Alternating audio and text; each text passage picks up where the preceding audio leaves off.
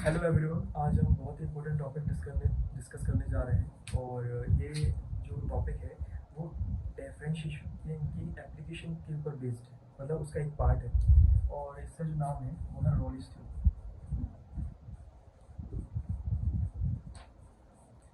जो रोलिस थ्योरम है वो फंक्शन पे काम करती है। इसका जो रिलेटेड है वो फंक्शन से ऊपर रिलेटेड है। और जैसे मान लेते हैं कि एक फंक्शन लेते हैं, इस ग्राफ को ड्रॉ करते हैं। एक फंक्शन है ये,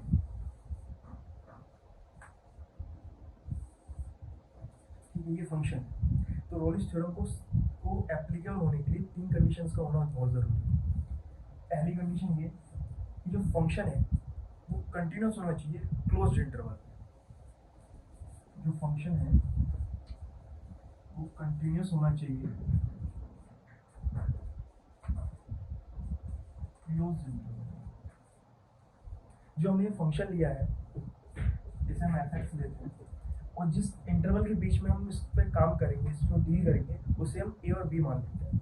हम मान लेते हैं कि यहाँ पे जो ये पॉइंट है ये एक्स इजिकल टू ए है, मान लेते हैं कि एक्स इजिकल टू बी है, ठीक है।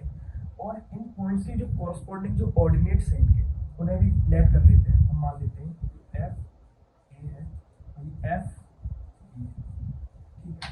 उनके बीच डील करें। तो सबसे पहली बात तो ये है कि जो रोलिस थ्योरम का एप्लीकेबल होने के लिए जो कंडीशन की जरूरत है, जो पहली कंडीशन है वो ये है कि ये जो एफ एक्स है वो कंटिन्यूस होना चाहिए क्लोज इंटरवल ए बी में। दूसरी कंडीशन ये है कि इसकी डिफरेंशिएबिलिटी, जो एफ एक्स फंक्शन है वो डिफरेंशिएबल होना चाहिए ओपन इंटरवल में।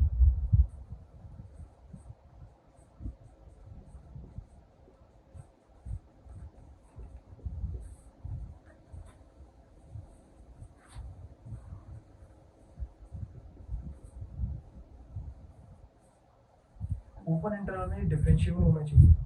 और इसकी सबसे जो मोस्ट इंपॉर्टेंट जो कंडीशन वो ये है कि यहाँ पे इन दोनों की वैल्यू सेम होनी चाहिए, तभी ये जो रोलिस थ्योरम है वो एप्लीकेबल है।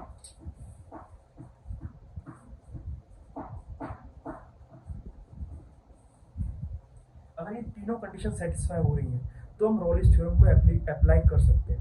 और जो अप्लाई करने के बाद जो रिजल्ट है, जिसको जो आउटपुट हम चाहते हैं वो ये है कि अगर ये तीनों कंडीशन सेटिस्फाई हो रही है किसी भी फंक्शन में, तो ए और बी के बीच में एक ऐसा एक्स की वैल्यू, यानी कि एक ऐसी वैल्यू होगी जहां पे एफ डैश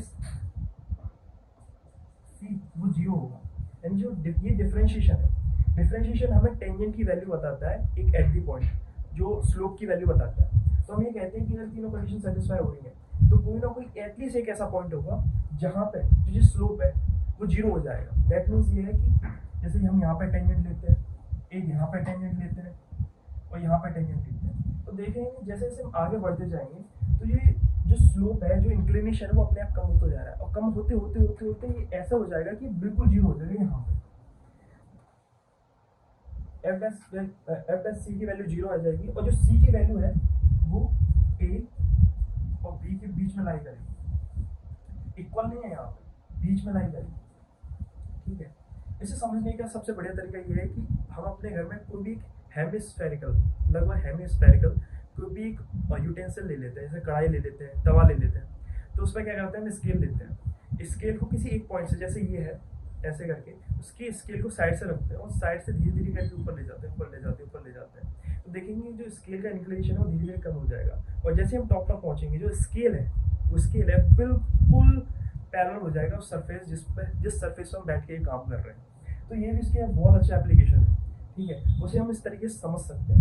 मैं यहाँ पे कह रहा हूँ कि एक ऐसी वैल्यू होगी सी की इन दोनों के बीच, ए और बी के बीच में, जहाँ पे वैल्यू जीरो होगी, कम से कम एक होगी, दो भी हो सकती है, तीन भी हो सकती है, चार भी हो सकती है, पांच भी हो सकती है, हमें नहीं पता, लेकिन कम से कम एक होगी, कम से कम एक होगी। ये इसकी एप्लीकेबिलिटी है।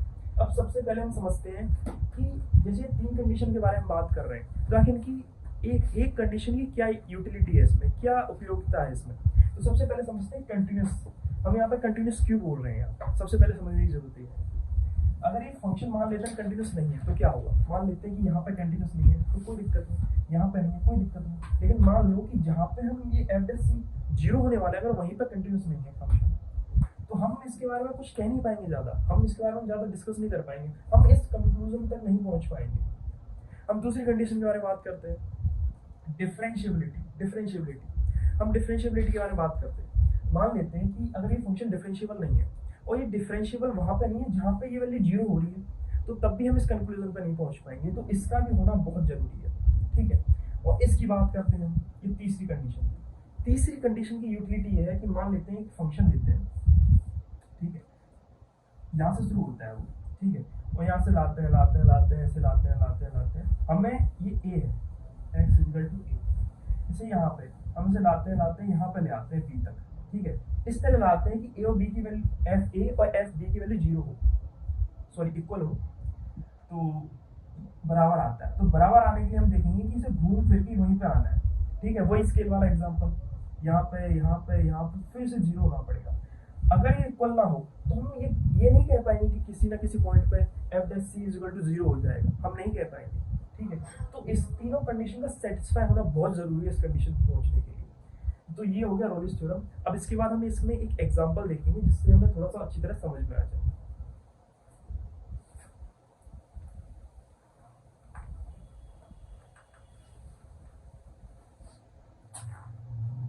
तो हम एक क्वेश्चन लेते हैं, इस क्वेश्चन को हम वेरीफाई कर रखते हैं जिससे हम बेहतर तरीके से समझ पाएंगे इसे। क्वेश्चन लेते हैं f x x plus two three x minus three की power four, x plus two की raise to the power three, x minus three raise to the power four, ठीक है। हम इंटरवल लेते हैं माइनस टू से थ्री, ये interval लेते हैं, ठीक है। तो सबसे पहले रोलिस थ्योरम को अप्लाई करना है, वेरीफाई रोलिस थ्योरम। यहाँ पे हम रोलिस थ्योरम को वेरीफाई करेंगे, ठीक है। तो वेरीफाई करने के लिए हमें सबसे पहले रोलिस थ्योरम को अप्लाई करने के लिए तीन कंडीशन होनी चाहिए। पहली कंडीशन कौन सी? पहली कंडीशन ये थी, ये कंटिन्यूस होना चाहिए, ये कंटिन्यूस होना चाहिए। तो क्या ये कंटिन्यूस है?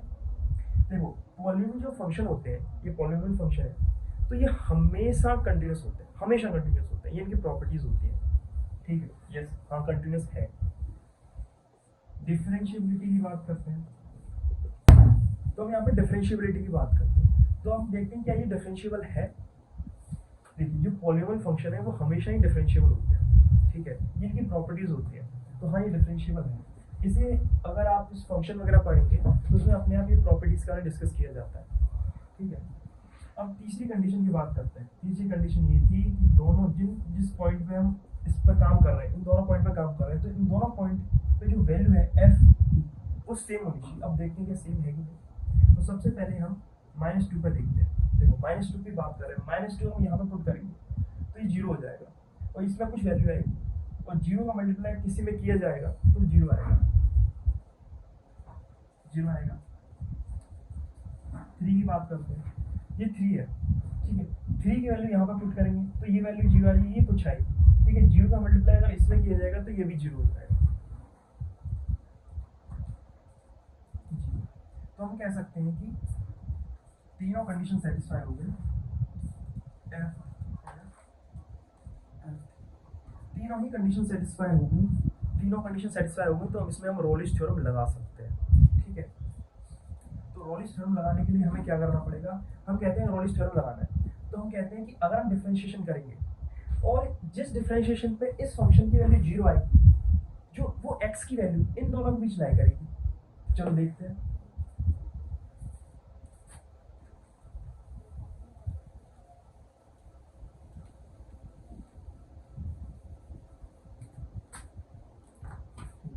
तो सबसे पहले हम एफ एक्स का डिफरेंशिएशन निकालते हैं, तो ये आएगा टू एक्स प्लस टू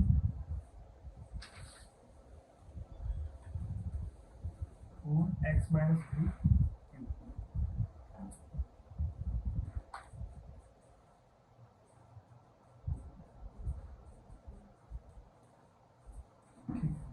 अब इसमें कॉमन ले लेते हैं,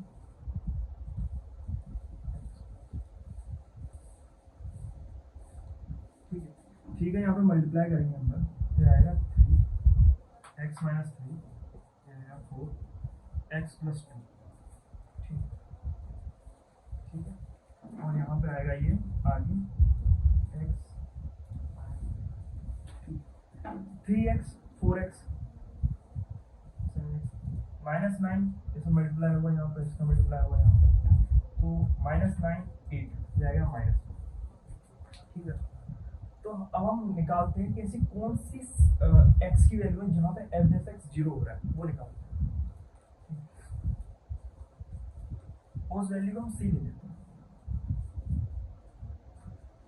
c+2 का स्क्वायर c - 3 का पावर क्यूब 7c - 1। तो जो c की वैल्यू आएगी इन्हें 0 इक्वेट कर करके इसे 0 में इक्वेट करेंगे, इसे करेंगे, इसे करेंगे, तो ये आएगा c - 2 c + 3 और c की वैल्यू 1/7। ठीक है, तो देखो हम इसमें पहले ही डिस्कस कर चुके हैं, जो c की वैल्यू आनी चाहिए वो इन दोनों इसके बराबर नहीं आनी चाहिए, इनके बीच में लाई करें। ठीक है, तो अगर हम इस वैल्यू की बात करते हैं तो ये वाली वैल्यू है, ये नहीं हो सकती। इसकी बात करेंगे, ये भी नहीं हो सकती क्योंकि इसके ये बराबर है। c की वैल्यू ये हो सकती है, इसके बीच लाई कर रही है, तो जो c की वैल्यू आई है, जो c की वैल्यू आई है वो आई है 1/7। ठीक है, और ये जो 1/7 है वो इन दोनों के बीच लाई कर रही है। अगर इन दोनों के बीच ये वैल्यू लाई कर रही है, दैट मीन्स ये है कि जो हमने रॉलिस थ्योरम लगाई है वो बिल्कुल सही है। ठीक है, थैंक यू वेरी मच।